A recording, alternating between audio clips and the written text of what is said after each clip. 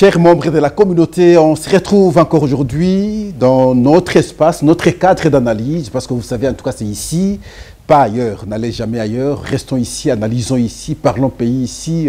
Nous ne parlons pas individus, c'est comme ça que nous restons avec la philosophie d'Héraclite d'Éphèse. Tout coule, tout passe, rien ne demeure. Ici, parlons pays, nous devons le défendre, et quelles que soient les conditions, bien le défendre alors. Des questions de fond, des questions d'intérêt d'avenir de notre pays sont souvent engagées aujourd'hui. Les débats de société, des débats intéressants, des débats importants. Nous avons aujourd'hui le débat sur la Constitution. Faut-il la reviser ou la changer? Et nous nous sommes interrogés la fois passée, avec des propositions d'ailleurs,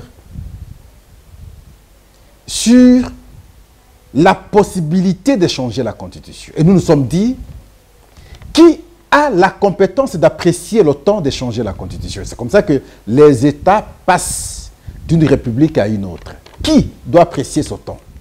Le temps d'opportunité. Et nous avons estimé que c'est les gestionnaires qui savent voir et juger le climat. Est-ce que la Constitution est changeable? Et nous disons oui, elle est changeable. Elle est changeable. Et même ici, en RDC, nous avions connu des changements de constitution. À quel moment? Mais le moment, comme nous avons dit, c'est question de voir si c'est que nous avons comme orientation de la gestion du pays à travers les dispositions de la Constitution concorde avec les attentes de la population. Mais simplement, si on répond par ces questions que oui, la Constitution peut être changée, oui, c'est les dirigeants qui doivent apprécier le temps de changement, oui, ceci, alors on va se dire en fait pourquoi on engage alors ce débat aujourd'hui au lieu de prendre tous une orientation afin d'avoir une Constitution plus souple, plus adaptée à nos réalités. Mais tout en mettant un peu de bémol là où nous avons dit ce n'est pas la Constitution aussi qui nous empêche de tout bien faire. En tout cas, merci. Et voilà notre débat de société. C'est le projet de finances aujourd'hui que nous appelons budget de l'État. C'est ce qui détermine notre avenir pour l'année prochaine 2025. Le projet de budget de l'État, projet de la loi des finances pour l'année 2025 a été déjà déposé à l'Assemblée nationale. Telle est la coutume lorsqu'on s'approche d'une nouvelle année, à la dernière session de l'année en cours, il faudrait qu'on engage ce débat pour prévenir la bonne gestion de l'année prochaine. Et le budget, le projet de budget a été déposé. Le débat aujourd'hui engagé à l'Assemblée nationale. C'est autour de ce débat, nous allons chercher la pertinence sur les interventions des députés et nous allons tous essayer d'analyser, aider maintenant, parce que le débat continue, pour qu'ils puissent comprendre ce qu'ils peuvent aussi faire pour l'intérêt de tout le monde. Le budget qui est en discussion aujourd'hui s'élève à 16,8 milliards de dollars américains. Et avec un accroissement au moins de 21% par rapport au budget de l'année passée. C'est énorme. C'est là que nous félicitons la Première ministre. On n'a pas régressé, on a progressé. Mais ce qui est plus important, tout en progressant, c'est la mobilisation de ces recettes. Parce que le budget, c'est une prévision simplement. Et parfois, on engage le débat, mais à l'époque, on avait à peine 4 milliards de dollars américains, mais la vie était un peu acceptable. Mais aujourd'hui, nous avons 16 milliards, mais ça devient difficile. Non, ça c'est la mauvaise lecture. Le rêve est du passé sur le présent. Voilà. Donc, le rêve est du passé sur le présent. Souvent, on a l'impression que le passé était meilleur que le présent. Mais quand vous jaugez, vous vérifiez bien, vous allez vous rendre compte qu'il y a eu certaines améliorations. Alors, avec ce budget aujourd'hui, il y a vraiment des augmentations dans des dépenses d'investissement dans les secteurs clés de la vie. Par exemple, dans des constructions, et ici je prends en exergue la construction des ports. Vous savez, nous avons un port important. Et le premier que nous aurons d'ailleurs en RDC, le port à eau profonde des Bananas. On met les fonds là pour que la construction qui a déjà commencé s'achève à temps, bien qu'on est ensemble avec les partenaires, pour que le pont soit opérationnel. Les routes, par exemple, à travers le pays, sont dans un état de délabrement total et observé.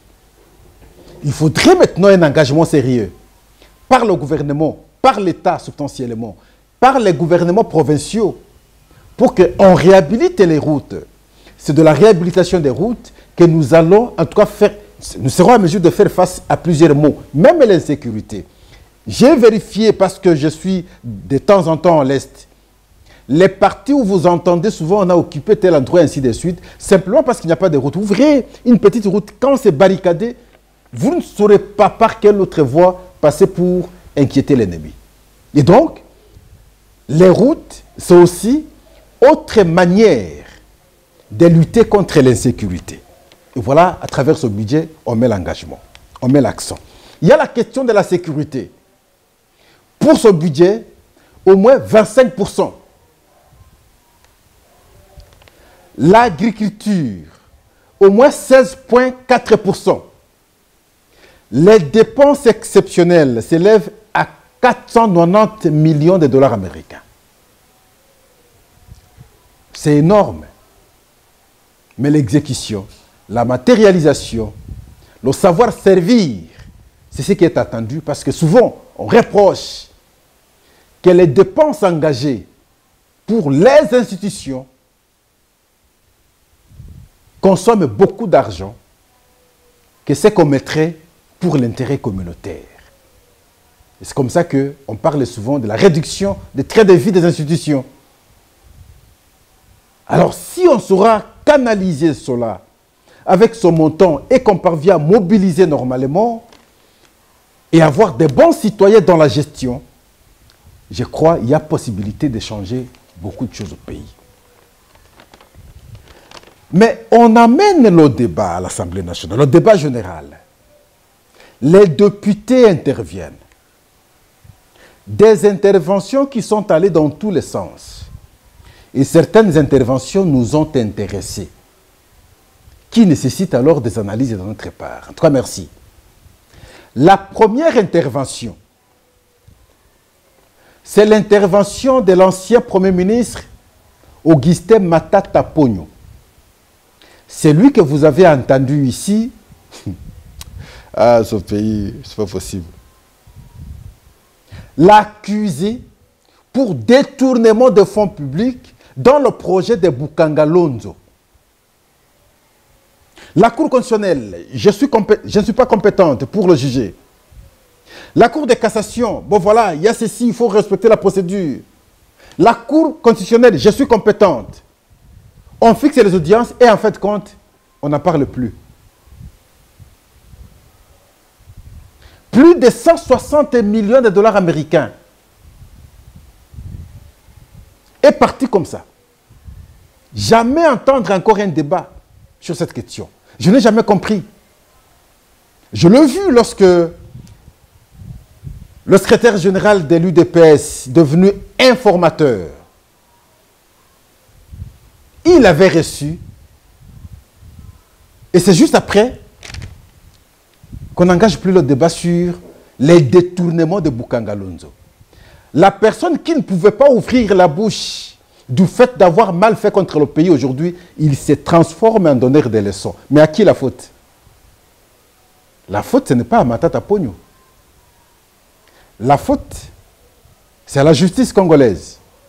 La faute, c'est au concepteur de la gestion actuelle, les politiques et le régime, en fait, les dirigeants actuels. Pourquoi ce dossier, aujourd'hui, a disparu? Et Matata, comme député, prenant parole, tout en félicitant d'abord la première ministre, Madame Judith, pour avoir stabilisé le taux d'échange. Il s'en est pris par contre aux détourneurs.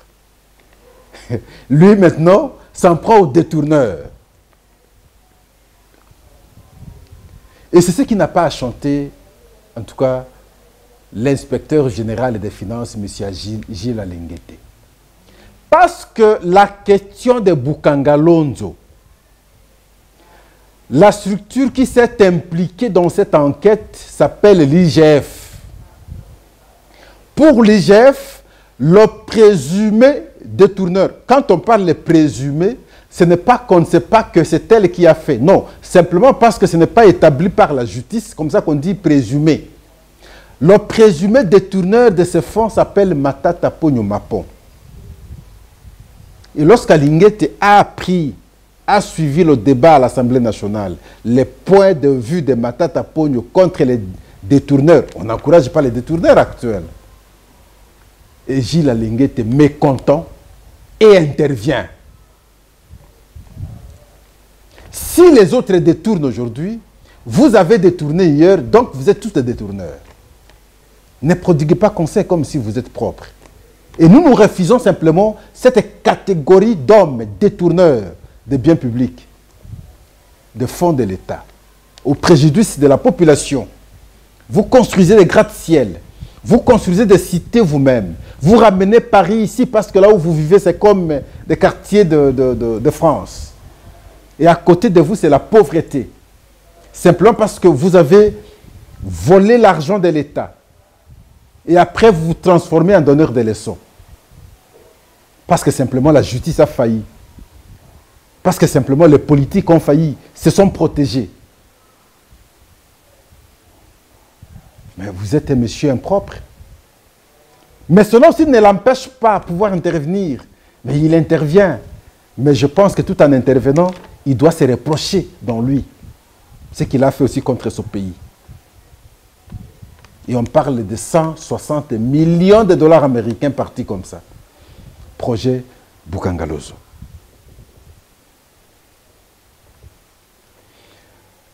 Beaucoup d'autres députés sont intervenus. Et j'ai aimé même le point de vue du président de l'Assemblée nationale, Vital Kamerhe. Lorsqu'il parle aussi des finances, de l'IGF, il dit, mais un inspecteur de l'IGF, à peine recruté, son salaire vaut 16 professeurs d'université. Son salaire d'un mois, il peut payer 16 professeurs d'université. Alors nous posons la question, pourquoi cette inégalité? Pourquoi? Pourquoi? Et vous allez trouver cela dans tous les secteurs. Vous êtes au gouvernement, vous êtes dans un cabinet, la prime que vous recevez dans telle autre cabinet, votre prime ne sera jamais égale à celle de ceux qui sont au ministère du Budget, au ministère des Finances, au ministère de l'Économie. Comment comprendre? Vous rendez pratiquement le même service, c'est pour l'État. Et voilà, on nous fait comprendre à travers l'Assemblée nationale que le salaire d'un inspecteur recru à l'IGF vaut le salaire de 16 professeurs d'université. Non mais c'est méchant, je pense. Mais vous avez su dénoncer, monsieur le président de l'Assemblée nationale. C'est vous qui ajustez les salaires des gens. Qui vous empêche aujourd'hui de prendre des résolutions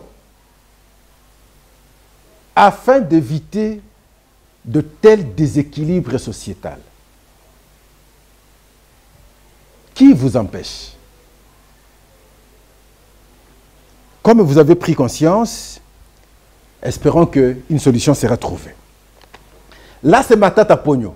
Nous avons dit et nous avons ajouté l'intervention du président de l'Assemblée nationale par rapport au paiement des professeurs d'université.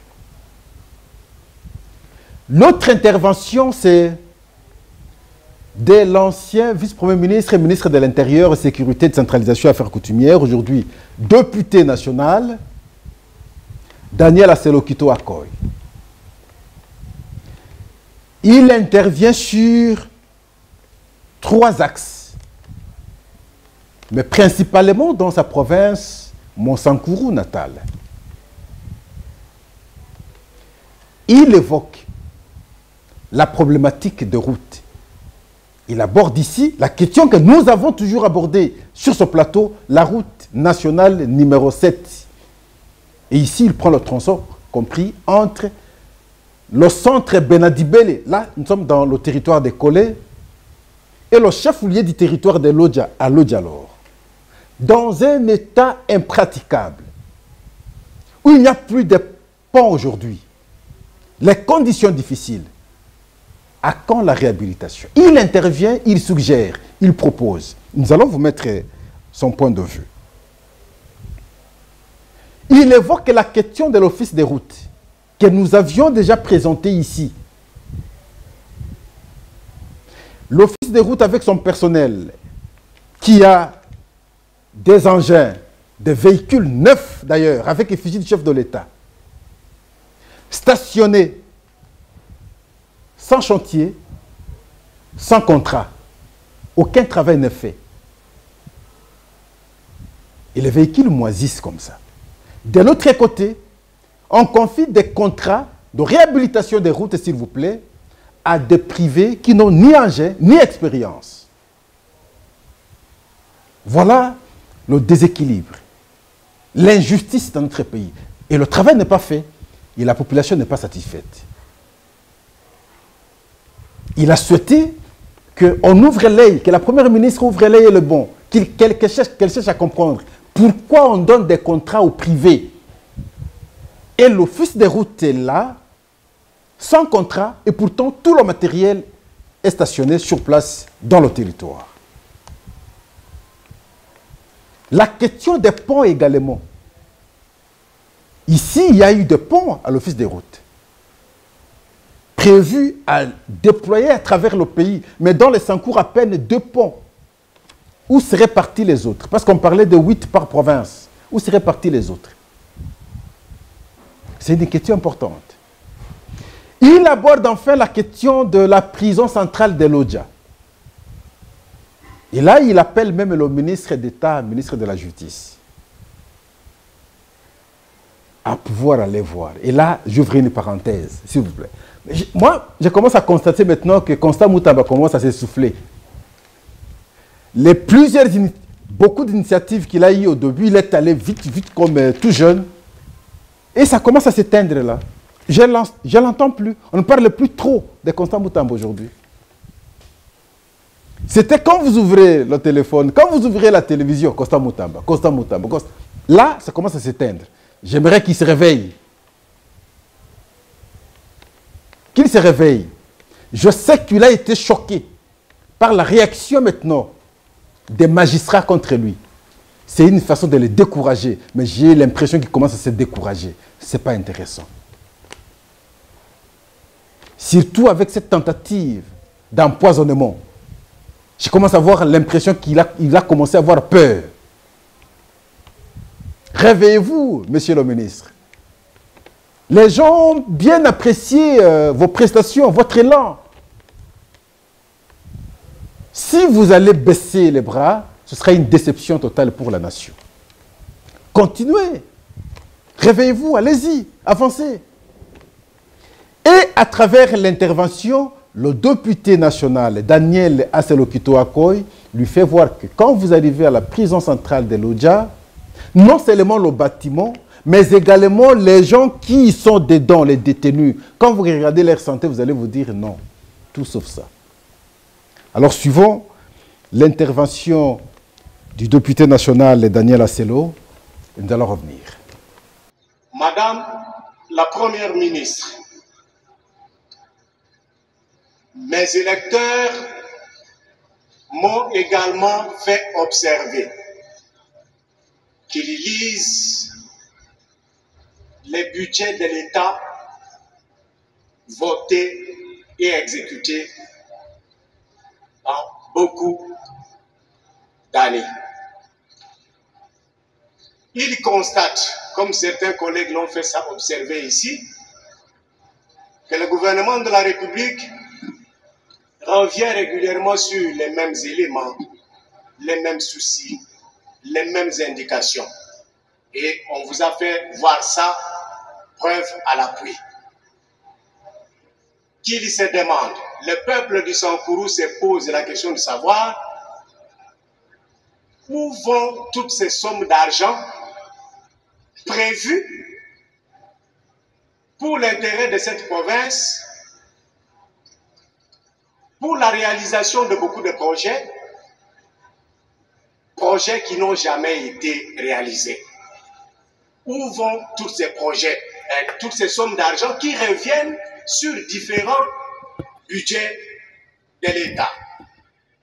Et c'est ainsi, Madame la Première ministre, que le peuple du Sankourou vous font savoir que, à ce jour, la route numéro 7 est dans un état de délabrement total, du moins dans son tronçon, compris entre la cité de Benadibele, qui tend elle également à disparaître, et la cité ou la ville de Lodja. Et donc, il y a urgence, et l'on se pose la question de savoir pourquoi tous ces ponts qui ont été commandés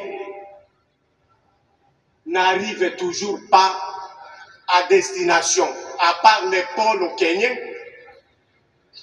et l'autre proche. Rien sur l'ensemble de la province. Qu'est-ce qui se passe? Le peuple du Sankourou se pose la question de savoir pourquoi tout lui passe par la tête, pour que rien ne soit concrétisé dans cette province-là. Cet aéroport d'intérêt national, je disais, les travaux lancés, à ce jour, il n'y a rien. Qu'est-ce qui se passe, Madame la Première ministre? Madame la Première ministre, donc je demandais que le ministre d'État à la Justice puisse voir dans quelle mesure cette situation peut être rapidement dégagée par l'affectation des juges parce qu'il y en avait, certes, mais curieusement, qui ont été mutés ailleurs. On ne sait pas pour quelles raisons on pouvait muter tous les juges d'une juridiction. Au même moment, tous sont partis et le tribunal est resté vide. La prison centrale de Lodja, parce qu'il faut en parler.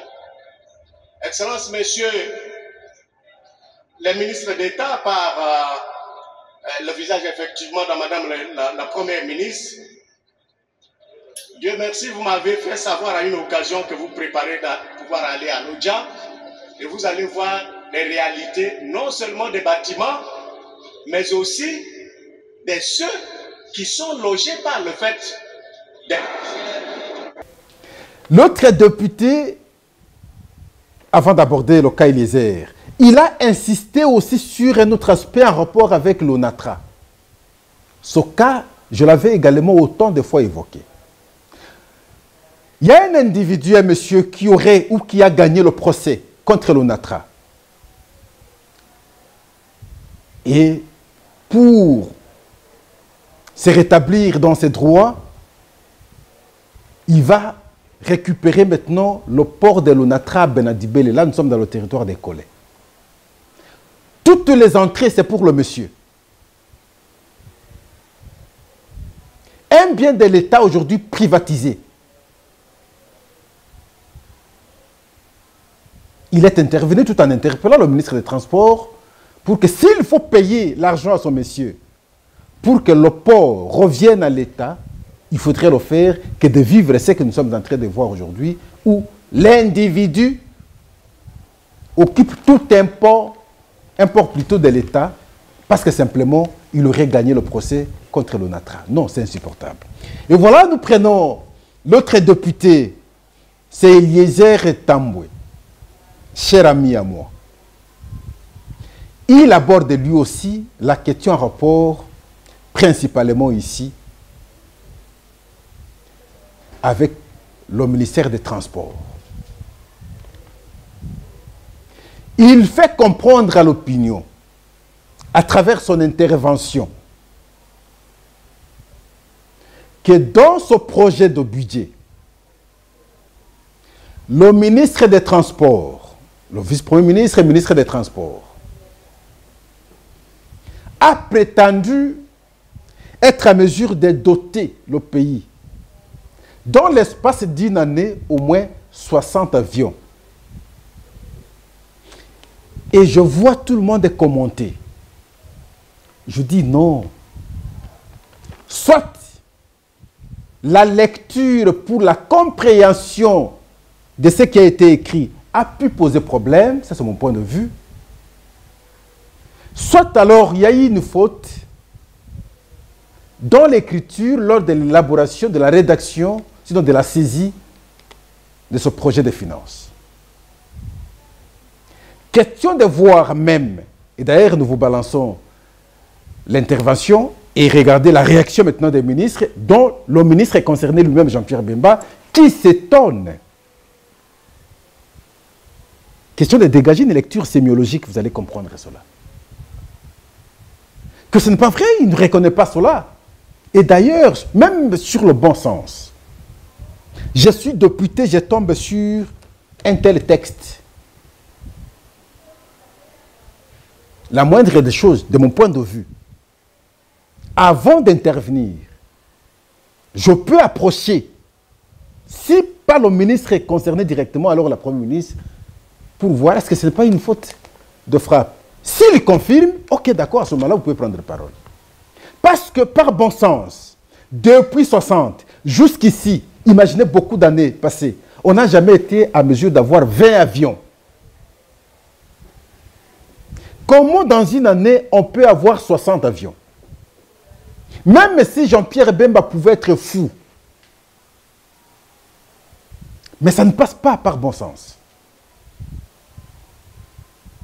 Alors, le fait d'intervenir de cette manière, ça ternit l'image de quelqu'un, alors qu'en réalité, ni dans le Conseil des ministres, parce que chaque secteur, chaque ministère vient défendre son projet au Conseil des ministres, on adopte au Conseil des ministres, c'est comme ça que les textes vont chez la Première ministre pour une rédaction finale.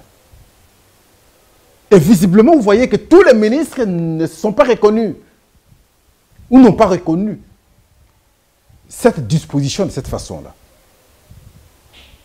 Mais l'intervention d'Eliezer circule partout, comme si, à travers ce gouvernement, on a menti qu'on sera à mesure d'acheter au moins 60 avions pour l'État par le ministère de Transport. Non, Eliezer, cher ami, je ne pense pas que ça a été une bonne présentation de faits. Un intellectuel, bon, il est vrai, vous devez passer, vous devez faire le populisme, mais je crois que c'est aussi bon de faire une lecture entre les lignes pour dégager la vraie substance et présenter à la nation. 60 avions, non. Est-ce que ce n'est pas un projet qui s'étend dans plusieurs années? Est-ce que ce n'est pas une ambition dans plusieurs années? Mais les confirmer de la manière que vous avez confirmé là, où visiblement toute personne avertie ne peut croire à cela et présenter comme si c'est ce qui a été fait à dessein, avec volonté, avec acceptation, avec projet du ministère des Transports, de mon point de vue, je pense que ça n'a pas été bien présenté. Soit la mauvaise compréhension dans la lecture du texte. Si ce n'est pas la mauvaise compréhension, ça doit être probablement une erreur de frappe. Mais lorsque vous tombez sur un tel cas, toujours bon d'échanger aussi avant ça peut être une erreur. Si ce n'est pas une erreur, à ce moment-là, quand vous venez, vous intervenez, vous pouvez même dire, expliquer à vos collègues que j'ai posé le problème préalablement. Mais ils ont confirmé effectivement qu'ils ont un projet de 60 avions par an. À ce moment-là, ça devient logique. Parce qu'ici, de mon point de vue, je vois que vous avez bien voulu ternir l'image, non seulement du gouvernement, mais aussi du ministre des Transports, et vous l'avez fait à décès. Et la preuve, c'est que même à Lingala, vous dites ceci, monsieur Eliezer, cher ami. Tata Oyo, non, ne fût-ce que par respect.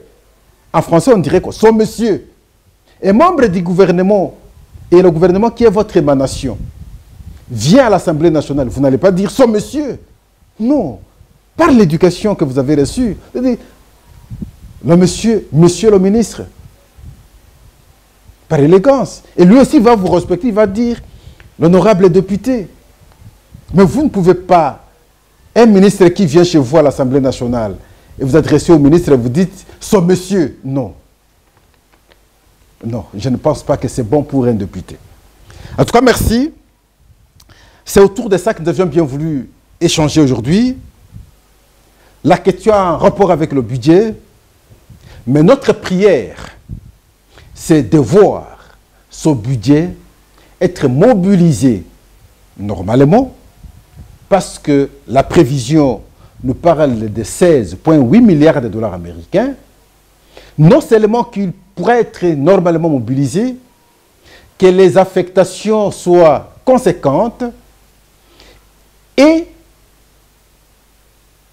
en tout cas, les dépenses soient canalisées vers les projets d'intérêt public. Que toute personne qui s'hasarderait au détournement, je crois qu'on peut, ne fût-ce que pour une fois, s'il vous plaît, imprimer la différence. Parce qu'aujourd'hui, ce qui est trop déplorable, c'est qu'on peut accuser les gens avec preuve. On peut dire tel a détourné. Mais demain, il est libre. Je vois qu'ici, le cas de ceux qui ont détourné, nous avions suivi la requête de l'UGF auprès de DGM sur 3 personnes qui auraient détourné l'argent commis à la construction des bâtiments de formation professionnelle dans l'espace Grand Kassai. Depuis que l'IGF a écrit la lettre à la DGM, depuis lors, plus rien. Et vous allez voir, cette question risque de passer comme ça et puis oublier. Qu'est-ce qu'on n'a pas vu? Qui on n'a pas arrêté au début? Ici, il va en prison, c'est 2 jours, et puis il sort, ainsi de suite, et puis la question... Et on évoquait aussi pas longtemps ici le cas Matata Pogno.